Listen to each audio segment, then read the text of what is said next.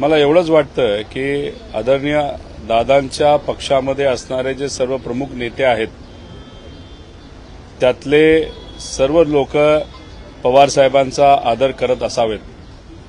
तटकरे साहेबांच्या बाबतीत मला सांगता येणार नाही, त्यामुळे तुम्ही जे बोलत आहात की पवार साहेबांना आदरणीय समजणं हे नक्कीच त्या पक्षामध्ये असणाऱ्या प्रमुख नेत्यांच्या बाबतीत खरं असावं, पण तटकरेंच्या बाबतीत ते सांगता येत नाही। ते प्रॅक्टिकल नेते आहेत, जसं वारं आहे जसे अधिकार आहेत तशा पद्धतीने ते वक्तव्य करतात, भूमिका घेतात।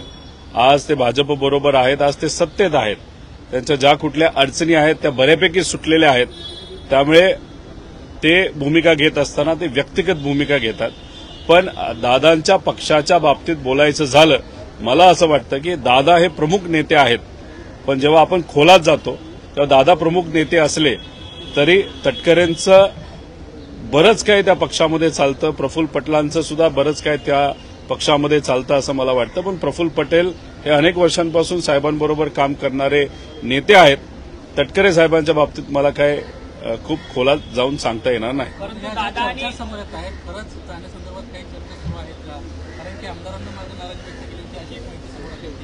खासदारांची जी बैठक झाली त्याच्यामध्ये प्रामुख्याने असं म्हटलं होतं की आपण आता सत्तेमध्ये गेलं पाहिजे, कुठेतरी एक नाराजी असतो पाहिजे नाही। खासदाराच्या बाबतीत असं कुठेही चर्चा झाली असं मला तरी वाटत नाही। आमदारांच्या बाबतीत सुद्धा अशा बाबतीतली चर्चा कुठेही झालेली नाही। शेवटी पक्ष निर्णय घेत असतो, पवार साहेब निर्णय घेत असतात, आणि आपण जर बघितलं तर आपल्या पक्षामध्ये लोकशाही आहे।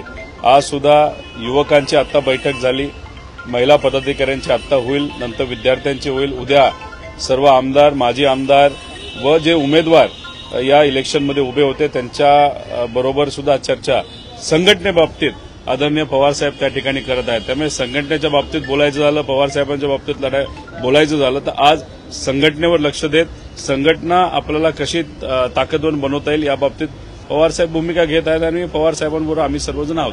तुम्ही म्हणतात की सुनील तटकरे हे ऐकत नसतील, परंतु दादांची याला मूकसंमती आहे का? अर्थात दादा अजित पवार देखील या सगळ्या संदर्भात काही बोलताना पाहायला मिळत नाही, त्यामुळे सुनील तटकरे हे जे काही डील करतात या डीलला पाठिंबा अजित पवारांचा आहे असं तटकरे साहेब बोललेत का मला माहित नाही। एकतर हे डील जे होतंय ते तटकरे साहेब स्वतःच्या लेवलला कुठं प्रयत्न करत आहेत का हा त्यांचा विषय राहिला, पण आम्ही त्या पक्षाकडे बघत असताना आम्ही दादांकडे नेहमी बघत असतो। दादांचं कार्यपद्धती, दादांची स्टाईल, आणि दादा त्या पक्षाचे प्रमुख आहेत हे बाहेरून नक्कीच ते खरं असलं तरी आज जर आपण खोलात गेलो तरी तटकरे साहेबांचा हस्तक्षेप बऱ्यापैकी त्या पक्षामध्ये आहे असं सुद्धा तिथं चर्चा आहे। त्यामुळे दादा जोपर्यंत वक्तव्य करत नाही तोपर्यंत कुठल्याही वक्तव्याला खरं समजलं पाहिजे असं मला वाटत नाही। दादा हे प्रमुख असल्यामुळे दादा जे बोलतील ते त्या पक्षाची भूमिका असं आपल्याला म्हणावं लागेल। उपमुख्यमंत्री झाल्यानंतर वर्ष सरकारला अजित पवार सुट्टीवर गेले, बऱ्याच दिवसानंतर ते सुट्टीवर आलेले आहे, परंतु आल्यापासून बीडचं जे काही प्रकरण आहे ते तापलेलं असल्यामुळे अजित पवार फारसे बोलताना दिसत नाही, फार ऍक्टिव्ह दिसत नाही। त्यामुळे ऍक्टिव्ह असलेले अजित पवार हे आता कुठेतरी कोशात गेले असं चित्र दिसतं। एकतर एखादा नेता, आमदार, राज्यकर्ता कुणी जर सुट्टीवर जात असेल तर मला असं वाटतं की त्यात काही हरकत नाही, कारण का 12 महिने हे सर्व लोक काम करत असतात। सुट्टीला ते गेले, आता ते परत आलेले आहेत, फोनवर तर काम करतच असावेत कारण त्यांची ती पद्धत त्या ठिकाणी राहिलेली आहे। आता जर आपण बघितलं तर आज फायनान्स मिनिस्टर म्हणून त्यांची जबाबदारी खूप मोठी आहे, कारण का कॅग असू द्या नाही तर इतरही सर्व रिपोर्ट जर आपण बघितले ते काय खूप सकारात्मक आहेत आपल्या राज्याच्या तिजोरीच्या बाबतीत असं मला वाटत नाही, फार नकारात्मक आहे, अनेक अडचणी आहेत, आणि याच्यातच फायनान्स मिनिस्टर म्हणून त्यांची जबाबदारी मोठी असल्यामुळे त्या कामामध्ये ते कदाचित असावेत, त्यामुळे इतर विषयाच्या बाबतीत त्यांनी वक्तव्य केलं नसावं असं मला वाटतं। पण या 10 दिवसामध्ये असू द्या नाही तर गेल्या काही दिवसांमध्ये आपण जर बघितलं तर फडणवीस साहेब नक्कीच 6व्या गिअरमध्ये असं आपल्याला म्हणावं लागेल। त्यांनी सर्व विभागाच्या बैठका घेतलेल्या आहेत, म्हणजे फायनान्स मिनिस्टर साहेबांनी जे काम करायला पाहिजे ते सुद्धा काम मुख्यमंत्र्यांनी तिथं केलेलं आहे। म्हणजे एकनाथ शिंदे साहेब असू द्या, इतरही असू द्या, त्यांना कळायच्या आधीच देवेंद्र फडणवीस साहेबांनी सगळ्या विभागाच्या बैठका तिथं घेतलेल्या आहेत।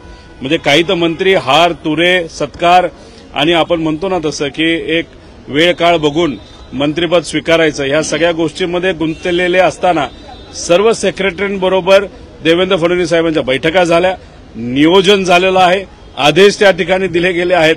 म्हणजे बाकीच्या जागा होण्याआधी देवेंद्र फडणवीस साहेबांनी सगळ्या विभागाच्या बैठका घेऊन सगळे विभाग त्या ठिकाणी कामाला लावलेले आहेत. आता ते कुठल्या दृष्टिकोनातून ते त्यांना त्या ठिकाणी माहिती. त्यामुळे आज फुल फ्लेजमध्ये मुख्यमंत्र्यांचं विभाग तिथं काम करते, बाकी मंत्री कुठेही त्या ठिकाणी काम करताना दिसत नाही. काही अनुभवी मंत्री काम करतायत, पण सर्वच मंत्र्यांना अजूनपर्यंत अधिकार दिलेत असं वाटत नाही. दुर्दैव असं राज्यमंत्रीपद हे नवीन युवांना दिलेलं आहे, पण त्यांना अजूनपर्यंत त्यांचे सेक्रेटरी, प्रायव्हेट सेक्रेटरी, पीए सुद्धा तिथं नियुक्त करण्याचे अधिकार दिले गेले नाही. म्हणजे युवांना तुम्ही संधी दिली, पण बिचारे युवा त्यांचे पीए तिथं नियुक्त करण्यामध्येच बिझी आहेत, अजून काम त्यांनी त्या ठिकाणी सुरू केलेलं नाही. म्हणजे खरं तर मंत्री फक्त नावापुरते आहेत, कारण खरंच ते काम करणारे येत्या काळामध्ये आपल्या सगळ्यांना बघायला मिळेल.